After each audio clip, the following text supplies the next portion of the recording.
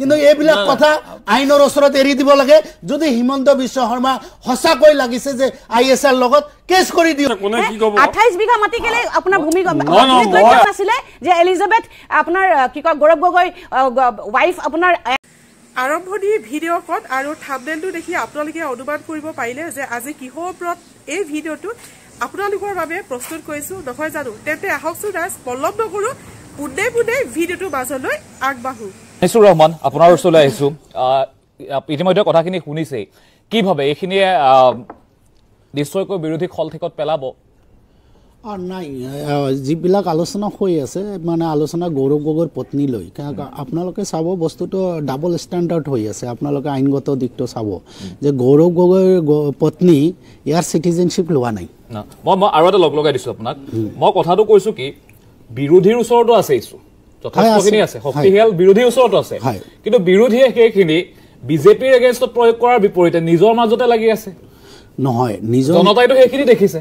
হয় হয় এইকাৰণে মই আগতে কৈছো যে হয় আমাৰ কিছুমান খেলিমেলি হৈছে মতবিৰোধী হৈছে কিন্তু এতিয়া আমি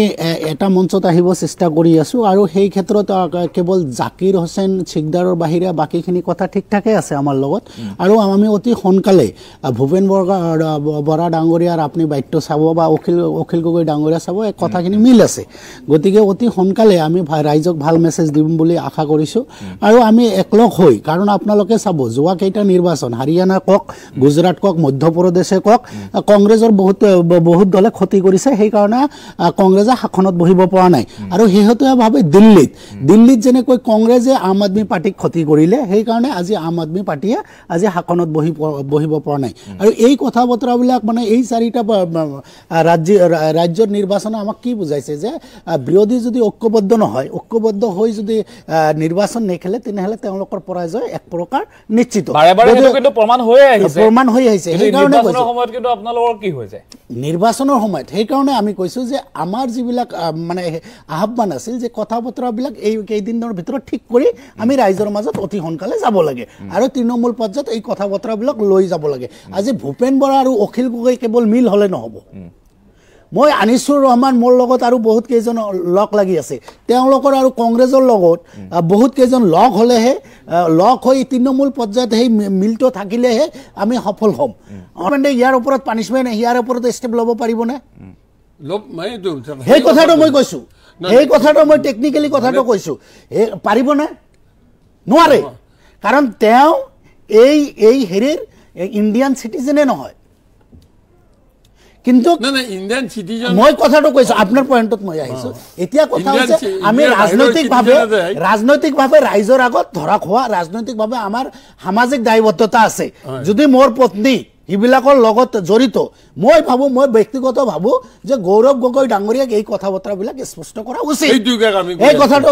কিন্তু ইয়াৰ লগে লগে মই বিজেপিক ক'ব খোজো যে 2014 ISIৰ ঘটনা আজি কেনেকৈ গম পালে আপোনালোকে ইমান দিন কি কৰি আছিল গৃহ বিভাগে অমিত শাহ চাণক্য বুলি কোৱা হয় এই চাণক্য ফেল কৰিল নেকি ৰব বাইদেউ চাণক্য ফেল কৰিল তাৰমানে ৰ এজেন্সি ফেল কৰিল বৈদেশিক আমাৰ ডিপ্ল'মেচি ফেল কৰিল তাৰমানে ৰ এজেন্সি ফেল কৰিল হোমৰ যিমান কি আছিল ইমান ফেল কৰিল কেৱল আৰু কেৱল মাত্ৰ আমাৰ মুখ্যমন্ত্ৰী ডাঙৰীয়া সৰ্বজ্ঞানী সৰ্বদাতা তেওঁৱে গম পালে যে গৌৰৱ গগৈৰ পত্নী ISIৰ লগত কথাটো অদ্ভুত নালাগে কাৰণ হোমতকৈ এটা ইমান ডাঙৰ পৃথিৱীৰ ভিতৰত ডাঙৰ সংস্থা আমাৰ ৰৰ ওপৰত গোটেই পৃথিৱীবাসীয়ে বিশ্বাস কৰে ভয় খায় তাৰ ওপৰত যদি হিমন্ত বিশ্ব শৰ্মা ডাঙৰীয়া হ'ব খোজে এই কথাটো কেনেকৈ মানুহ মানি ল'ব আৰু এটা এড কৰি দিম দাদা সব দাদা এইবিলাক প্ৰপগণ্ডা হ'ব নে কি হ'ব নাজানো কিন্তু এইবিলাক কথা আইনৰ ওচৰত এৰি দিব লাগে যদি হিমন্ত বিশ্ব শৰ্মা সঁচাকৈ লাগিছে যে ISR লগত কেছ কৰি দিয়ক কথাটো দুধ পানী ওলাব গাখীৰ নে বোকা সেই বস্তুটো ওলাব মই পইণ্টটো আপুনি অলপ বুজি লওক কথাটো যে গৌৰৱ গগৈ ডাঙৰীয়াৰ পত্নীৰ বিৰুদ্ধে এটা অভিযোগ আহিছে এই অভিযোগটোৰ সম্পৰ্কত গৌৰৱ গগৈ ডাঙৰীয়া বা কংগ্ৰেছৰ দলৰ তৰফৰ পৰা এটা স্পষ্টীকৰণ দিব লাগিব নেদি দিনাই নকৰি তেওঁলোকে এৰাই চলতে মানুহৰ সন্দেহ হৈছে মই এই অভিযোগটো সম্পৰ্কত একো ক'ব নোৱাৰো কিয় মোৰ হাতত একো তথ্য নাই আপুনি একো কৰিব নোৱাৰে ফেভাৰত একো কথা ক'লেও সেইবিলাক যুক্তি নাখাতে কিয়নো আপোনাৰ হাতত একো তথ্য নাই এতিয়া কথাটো হৈছে কি দুটা পাৰ্টিৰ মাজত কথা এটা হৈছে এটা পাৰ্টিয়ে কৈছে যে তেওঁ এইখিনি কথা দুখ কৰিছে তেওঁ হেৰিৰ লগত ৰাষ্ট্ৰবিৰোধী কথা শক্তিটোৰ লগত জড়িত হৈছে আৰু যিটো বিৰুদ্ধে অভিযোগটো দিছে তেওঁ স্পষ্টীকৰণ কৰিব লাগে যে এইটো মিছা কথা ঠিক আছে গৌৰৱ গগৈ কিবা কাৰণত ষ্ট্ৰেটেজিকেলি ৰাজনৈতিক কৌশল হিচাপে কোৱা নাই কিন্তু যাৰ বিৰুদ্ধে যিগৰাকী মানুহৰ বিৰুদ্ধে আহিছে তেখেতে কিন্তু দিলে ভাৰতবৰ্ষ শুনক অসমৰ সকলো ৰাইজে এইটো কথা বিচাৰি আছে যে এই অভিযোগটো সঁচা শুনক পলম হৈছে নে সোনকালে হৈছে এইটো কথাত আপোনালোকে লাগি আছে কিয় অভিযোগটো সঁচা নে মিছা বুলি আপোনালোকে কোৱা নাই মিছা বুলি আপোনালোকে তথ্য সহকাৰে ডিনাই কৰা নাই এই কথাটোৰ কাৰণে মানুহৰ মনত সন্দেহ হৈছে ঠিক আছে মই তাৰ ওপৰত স্পষ্টীকৰণ দিওঁ চাওক দাদা নেশ্যনেল আপোনাৰ যিটো সিকিউৰিটি পলিটিক্সতকৈ বহুত ওপৰত ঠিক আছে মুখ্যমন্ত্ৰী ডাঙৰীয়াই কৈছে গৌৰৱ গগৈ পত্নী এনেকে লিংক আছে আমি বুজিলো গৌৰৱ গগৈ এইটো ইম্পৰ্টেণ্ট ভাবা নাই সেইকাৰণে উত্তৰটো দিয়া নাই কিন্তু মোক ইয়াত থাকোঁতে আমি অসমত আছো অসমৰ বাসিন্দা মোক এই উত্তৰটো দিয়কচোন NRC-খন কিয় আজিলৈকে নহ'ল NRC নামত যে হাজেলক যে এতিয়াও যে ৰক্ষণাবেক্ষণ দি আছে সেইটো আপোনাৰ দেশত দূৰীয়ে জেগাত পৰে নে নপৰে সেই হাজেলে ইমান বিদেশী মানুহ আনি পেলাই যে NRC-ত ভৰাই দিলে তাত মুখ্যমন্ত্ৰী ডাঙৰীয়াই কিয় ষ্টেপ নল'লে সেইটো দেশত দ্ৰোহীত পৰে নে নপৰে মোদী ডাঙৰীয়াই যে আগতে প্ৰাইম মিনিষ্টাৰ হোৱাৰ আগতে ভাৰতত বিদেশত গৈ পেলাই কি কয় যে মোৰ লাজ লাগে মই ইণ্ডিয়ান তেওঁক সেইটো কথা কেনেকৈ কৈছিলে তেওঁ সেই কথাবিলাক কেনেকৈ কয় এই NRC ক্ষেত্ৰত কিয় মুখ্যমন্ত্ৰী ডাঙৰীয়াই ষ্টেপ ল'বলৈ পৰা নাই আজিলৈকে সেইখিনিতো আমি অসমৰে মানুহ সেইটো কওকচোন জয়নাল দা আমিতো ইয়াৰে মানুহ হয় তেওঁ সেই ষ্টেপটো কিয় ল'ব পৰা তেওঁ কিয় ৰক্ষণাবেক্ষণ দি আছে কোন হয় হাজেল ইমান মানুহ লাখ মানুহ কোটি মানুহ সি ভৰাই থৈ দিলে তাক ৰক্ষণাবেক্ষণ দি আছে কিয় দি আছে তাক কিয় দি আছে আপোনাক মানে মই এটা ধন্যবাদ দিছো আপুনি কোৰ ইস্যু নি ফেলে ইস্যু নকই লিব ইস্যু নকই লিব মই দিলীপ কুমাৰ ডাঙৰীয়া আপোনাৰ ওচৰলৈ আছো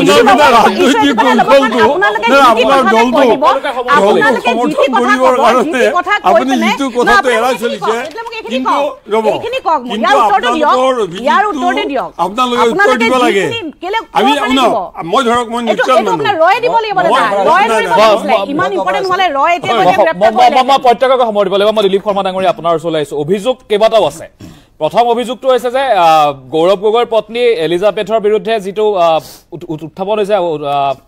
অভিযোগটো যে ISR লগত সম্পৰ্ক আছে গৌৰৱ গগৈৰ নাম নোলোৱাকৈ কোৱা হৈছে কথাখিনি সকলোৱে বুজি পাইছে এতিয়া বিৰোধীৰ ফালৰ পৰা কোৱা হৈছে যে এজেন্সিবোৰ কি হ'ল কি হ'ল ইতিমধ্যে আমাৰ বক্তাগৰাকীয়ে কৈছে কংগ্ৰেছৰ মুখপাত্ৰগৰাকীয়ে কৈছে কেৱল তেওঁই নহয় কংগ্ৰেছৰ ফালৰ পৰাও কোৱা হৈছে যে কিয় দিয়া হোৱা নাই ইতিমধ্যে অভিযোগ কেইবাটাও কিয় 12 বছৰে ভাৰতীয় নাগৰিকত্ব নললে এলিজাবেথে হেতু এটা প্ৰশ্ন উত্থাপন হৈছে গৌৰৱ গগৈৰে পাকিস্তানী হাই কমিছনৰ বৈঠকো ৰহস্যজনক বুলি কোৱা হৈছে এই ক্ষেত্ৰত কি ক'ব প্ৰথম পত্নী এলিজাবেথ গগৈৰ নামটো আছে নামটো নাহে বাৰু মোৰ যি নহয় আছে কিবা আছে এলিজাবেথ বুলি আমি কৈছো সহজভাৱে ক'ব কেনে সেইটোৱে সহজ আৰু তেখেতে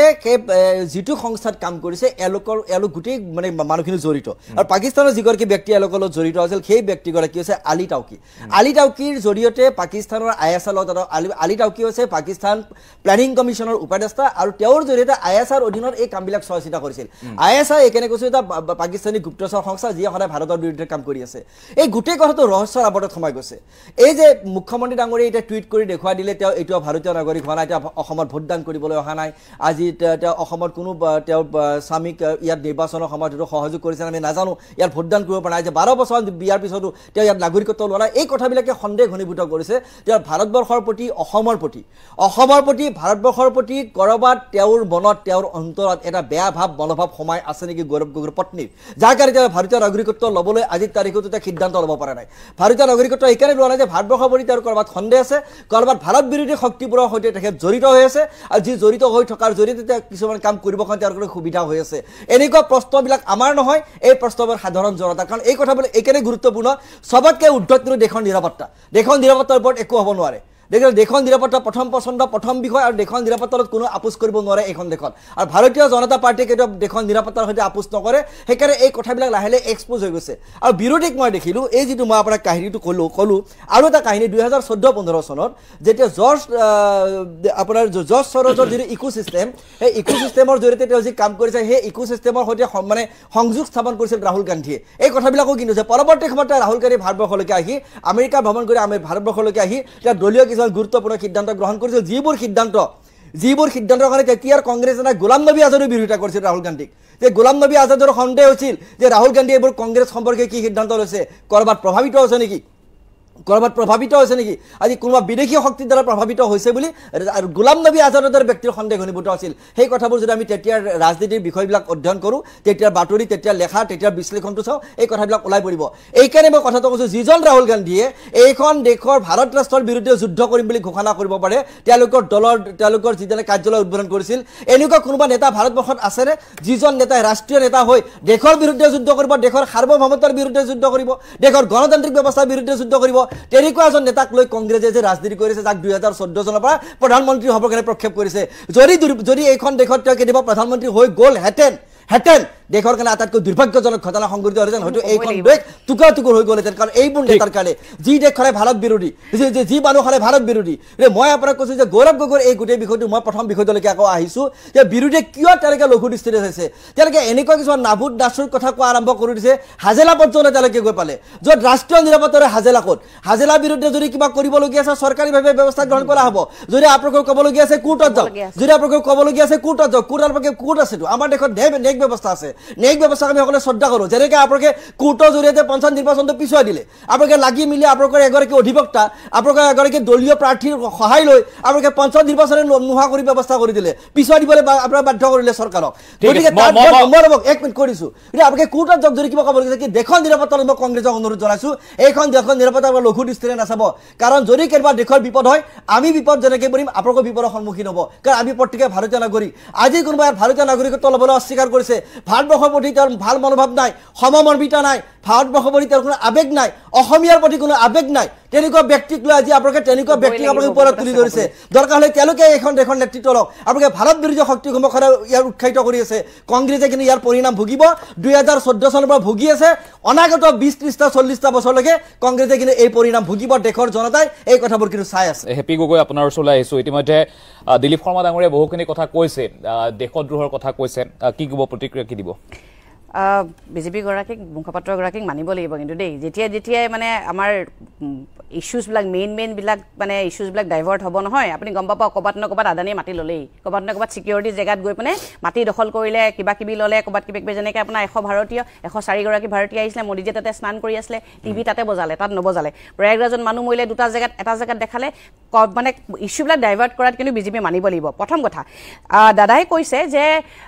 আপোনাৰ এলিজাবেথ কলবাৰ্ণ গগৈ আপোনাৰ চিটিজেনশ্বিপ লোৱা নাই ঠিক আছে মই মানি লৈছোঁ চিটিজেনশ্বিপ লোৱা নাই চিটিজেনশ্বিপ লৈ থকা সদায় ভোট দি থকা আজি যেতিয়াৰ পৰা 18 বছৰ হ'ল তেতিয়াৰ পৰা ভোট দি থকা ৰেণিকী ভূঞা ডাঙৰীয়া আনি কি কৰিলে তেওঁৰ যে নামত যে ইমানবিলাক যে ওলালে সেইখিনি আজিলৈকে কেলে কৰিব নোৱাৰিলে কি কাৰণে কৰিব নোৱাৰিলে তেওঁ কি কৰিলে তাৰমানে যদি আজি যদি আপোনাৰ মই কথাখিনি ক'ব আজি যে এলিজাবেথ কলবাৰ্ণ আহি পিনে যদি কিবা এটা জেগাত যদি মাটিও ল'লেহেঁতেন আপোনালোকে টপিকটো কি ওলালেহেঁতেন পইণ্টটো ডাইভাৰ্ট কৰি পিনে কি ক'লেহেঁতেন তেওঁ মানে মাটি লৈছে আৰু জেগা লৈছে কিবা লৈছে ইমান যদি অসমীয়াৰ কাৰণে ভাবিছে মুখ্যমন্ত্ৰী ডাঙৰীয়াই ইমান যদি চিন্তা কৰিছে কিয় আমাৰ আজি নিবনুৱা অৱস্থা ইমান বেয়ালৈকে গৈছে কিয় কাৰণে ইমান গৈছে মাটি কিয় হৈছে আপোনাৰ উপমান্যু হাজৰিকা ইমান ডাঙৰ এজন এডভকেট তেওঁ কিয় ক'ব লগা হ'ল ভূমি কেলেংকাৰী হৈছে বুলি 28 বিঘা মাটি কেলে আপোনাৰ ভূমি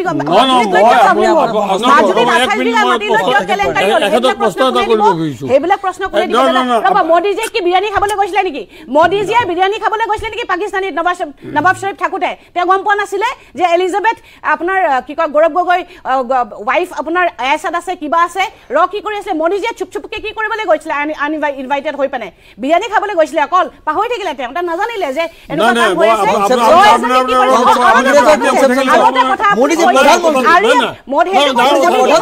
আপুনি আৰু এটা কথা কৈছে যে চিকিউৰিটি কথা কৈছে হয় চিকিউৰিটি হ'ব লাগে চিকিউৰিটি কেনেকৈ হ'ব লাগে এজেন্সি কেনেকৈ গম পোৱা নাই ইণ্ডিয়ান চিকিউৰিটিৰ ওপৰত কুৱেশ্যনত জড়িত হৈছে মিছেছ গৌৰৱ গগৈ আৰু ইয়াতে 28 বিঘা মাটি লৈছে আমাৰ মুখ্যমন্ত্ৰী মহোদয় কথাটো ওলাই দিলে আমাৰ ফেল আমাৰ আজিৰ দিনটো আমাৰ গৃহমন্ত্ৰী ফেল এই কামত জড়িত হয় কংগ্ৰেছ যে ডেলিভাৰী কামত জড়িত হয় তেখেতৰ মুখপাত্ৰ কৈ আছে আপোনালোকৰ ইমান চিন্তা কংগ্ৰেছৰ মুখপাত্ৰ কৈ আছে কংগ্ৰেছ ডেলিভাৰী কামত জড়িত তেওঁলোকে ৰিপ্লাই দিব নোৱাৰে তেওঁলোকে ৰিপ্লাই দিব নোৱাৰে কংগ্ৰেছ যে সালে বেৰে কুমাৰ সালে বেৰে কুমাৰ দেখে নিৰৱতা ৰক্ষণাবেক্ষণ দি আছে কংগ্ৰেছৰ প্ৰতিবাদী নেতা তলৰ পৰা উঠে সকলো ডেলিভাৰী কামত জড়িত এখন দেশ শেষ কৰিব কাৰণে কংগ্ৰেছে তেওঁলোকে উদাহৰণ ৰাহুল গান্ধী তেওঁলোকে উদাহৰণ গৌৰৱ গগৈ তেওঁলোকে প্ৰমাণ কৰিছে কংগ্ৰেছে ভূমি দি আছে সব এইবিলাক আপোনালোকে একেবাৰে দি আছে সিকিউৰিটি কথা কয় আপোনালোকে আকৌ সিকিউৰিটি আপোনালোকে নিজে মই হেপি গগৈ ডাঙৰীয়ে অকমান ৰখাব লাগিব প্ৰাক্তন মন্ত্ৰী মই জয়নাথ শৰ্মা ডাঙৰীয়ে আপোনাৰ ওচৰলৈ একদম শেষ দুটা কথা মই প্ৰশ্নমতে কথা কৈছো এখাতে যিটো কথা কৈছে মোৰ আপত্তিজনক কথা আমি এটা কথাৰ ওপৰত ডিসকাশন কৰি আছো আমাৰ নেশনাল সিকিউৰিটিৰ ওপৰত থ্ৰেট আহি মোক কৰিবলৈ দিয়ক না আপুনি যাতা কথা ক'লে নহ'ব নহয় কোন নেশনাল সিকিউৰিটি আৰু কোন ইয়াৰ মানে হেৰিৰ ওপৰত 28 বিঘা মাটিৰ কথা আনিব আহিছে আপোনালোকৰ কোনটো গুৰুত্বপূৰ্ণ কথা বদলোৱাত এক্সপাৰ্ট কথা গুৰুত্বপূৰ্ণ কোনটো বদলোৱাত এক্সপাৰ্ট হয় আপোনালোকে গুৰুত্বপূৰ্ণ হৈছে নেশনাল সিকিউৰিটিৰ ওপৰত কৈছো আৰু এটা কথা কওঁ এখেতসকলে ৰৰ ওপৰত যে কথাটো আনিছে ৰ সম্পৰ্কত বোধ কৰোঁ এখেতসকলে বেছিকৈ পঢ়া শুনা কৰা নাই মই আপোনাক কওঁ what is the duty prime duty of the ৰ কৈছে ইণ্টেলিজেন্স গেদাৰিং ৰ gathers information about foreign government corporation and people তেওঁলোকে একশ্যন নলয় ইণ্টেলিজেন্সি কথাটো কোনে ক'ত কি কৰি আছে এইটো য'ত দিব লাগে যে আৰু তেওঁলোকে কি কৰে on the basis of the information receive from the ৰ ৱেইট এণ্ড চি কি কৰে কি নকৰে চাব এতিয়া কুৱেশ্যন এটা আহিছে আপোনাৰ এগেইনষ্টে আপুনি ক'ব লাগিব যে মই এইখিনি কৰা নাই এইটো ভুল কথা কৈছে তাকে নকয় আপুনি মনে মনে বহি থকাৰ কাৰণে আমাৰ সন্দেহ আমাৰ প্ৰশ্ন উত্তৰ আজিলৈকে মুখ্যমন্ত্ৰী ডাঙৰীয়াই দিব পৰা নাই আমাৰ প্ৰশ্নবিলাক কেলে উত্তৰ দিব পৰা নাই যে আমি দিব লাগে আপোনালোকে স্পষ্টীকৰণ দি দিয়ক স্পষ্টীকৰণ দিব লাগিব দাদা আপোনালোকৰ স্থিতি স্পষ্ট কৰক যে আপোনালোকৰ সম্পৰ্কত উঠা অভিযোগটো আপোনালোকৰ এইটোৱে ক'ব লাগে ঠিক আছে মই একেবাৰে শেষত আনিছো ৰমান আপোনাৰ ওচৰলৈ নহয় যদি কথা ৰিলিভেন্সি লৈ যাওঁ তেনেহ'লে গৌৰৱ গগৈৰ কথাই ক'ব লাগিব এতিয়া কথাটো হৈছে বিজেপিৰ আৰু এজিপিৰ প্ৰতিনিধিগৰাকীক মই সুধিব খুজিছোঁ যে এই গৌৰৱ গগৈৰ পত্নীৰ যি সংক্ৰান্তে যি কথা বতৰাবিলাক চলি আছে এইটো টুইটাৰত আৰু ফেচবুকতে চলিব নেকি ইয়াৰ আগলৈকে যাব যদি ইয়াৰ আগলৈকে জানে মই মুখ্যমন্ত্ৰীক আহ্বান কৰিম যে যদি আপোনালোকে কোনোবা ইনভেষ্টিগেশ্যন এজেঞ্চিক দিয়ে এইবিলাক চালি জাৰি হোৱাৰ কাৰণে সেই কেছ নম্বৰটো যাতে ৰাজহুৱা কৰে সেইকাৰণে কাৰণ ৰ'ব এতিয়া আমাক ক'ব দিয়ক এই কথাটো মই ক'ম এই কথাটো ক'ব যে গতিকে টুইটাৰ ফেচবুক কোনো দায়বদ্ধতা আছে গৌৰৱ গগৈ ক্লিয়াৰ কৰে নকৰে এইটো গৌৰৱ গগৈৰ হেৰি তেওঁ পাৰ্চনেল এখতিয়াৰ কৰিব নকৰিব গতিকে আমি মুখ্যমন্ত্ৰী ডাঙৰীয়া যি এটা ভাৰসাম্য ৰক্ষা কৰি যিবিলাক কথা বতৰা ক'ব লাগে তেওঁ নিজে টুইটাৰত যিবিলাক কথা বতৰা কৈছে তেওঁৰ কথাৰ অথেণ্টিচিটি থাকে বুলি সাধাৰণ ৰাইজে বুলি ভাবে আৰু আমিও ভাবোঁ আমাৰ মুখ্যমন্ত্ৰী গতিকে মুখ্যমন্ত্ৰী ডাঙৰীয়া যদি কথা বতৰাবিলাক কৈছে নিশ্চয় ইয়াৰ ইনভেষ্টিগেশ্যন এজেঞ্চিৰ ওচৰত যাব লাগে যে ভোটাৰ তালিকাত তেওঁৰ নামটো আজিৰ দিনটোত নাই এইটো কথা মুখ্যমন্ত্ৰী মহোদয়ে তেওঁ টুইটাৰত কৈছে তেওঁ তাৰপিছত তেওঁৰ পৰিয়ালটো মনোমন্ত থকাটো উচিত নহ'ব উচিত নহয় সেই কথাটো মই আগতে কৈছো গতিকে টুইটাৰত বিদ্ৰোহ কৰি লাভ নাই ডাঙৰ কথাটো হৈছে এজন সাংসদৰ বিৰুদ্ধে উত্থাপন হৈছে এটা ডাঙৰ অভিযোগ গুৰুতৰ অভিযোগ আৰু এই অভিযোগ সৰু নহয় কিন্তু এটা কথা তদন্তও হ'ব লাগিব আৰু গৌৰৱ গগৈ তথ্য পাতি দি পেলাই নিতান্তই প্ৰয়োজন এই সন্দৰ্ভত তথ্য সহকাৰে প্ৰতিক্ৰিয়া দিয়াটো নিতান্তই প্ৰয়োজন বুলি চৰ্চা চলিছে তদন্তও হ'ব লাগিব এই ক্ষেত্ৰত মুখ্যমন্ত্ৰীয়ে যেহেতু কৈছে এজন মুখ্যমন্ত্ৰীয়ে এইখিনি কথা কোৱাটো যথেষ্ট ডাঙৰ কথা অনুষ্ঠান সামৰিব লাগিব পৰৱৰ্তী সময়ত কি হয় আমি চকু ৰাখিম কি হয় সৰাজ ভিডিওটো চাই কেনেকুৱা লাগিল আপোনালোকে মোক কমেন্ট কৰি জনাব প্ৰথমবাৰ যদি চেনেললৈ আহিছে চেনেলটো সাবস্ক্ৰাইব কৰি ৰাখিব যিহেতু মই এনেকুৱা ধৰণৰ ভিডিও আপোনালোকৰ মাজলৈ প্ৰস্তুত কৰি থাকো তো ঠিক আছে ৰাইজ আজি ভিডিওটো এটা সামৰণি মাৰিছো পুনৰ লগ পাম নতুন এটা ভিডিওৰ সৈতে আজিলৈ বাই বাই